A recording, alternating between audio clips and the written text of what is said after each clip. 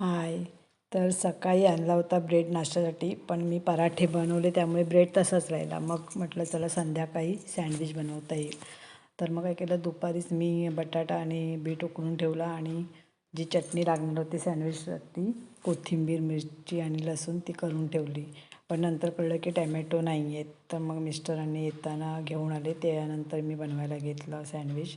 तर अशा प्रकारे एका साईडला बटर आणि चटणी लावली आणि त्यावरती सगळे स्लाइड्स टमॅटो, काकडी, बटाटा, बीट वगैरे ठेवून दुसऱ्या साईडने टॅमॅटो केचप लावून असं तव्यावरती बटर पसरून छानपैकी, तर मी तव्यावरतीच करते.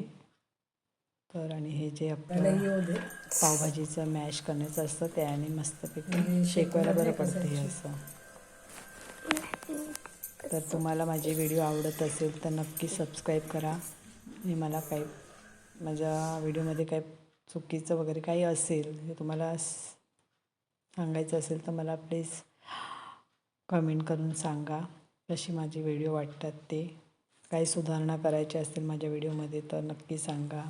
तर या सर्वांनी खायला सँडविच. Bye bye.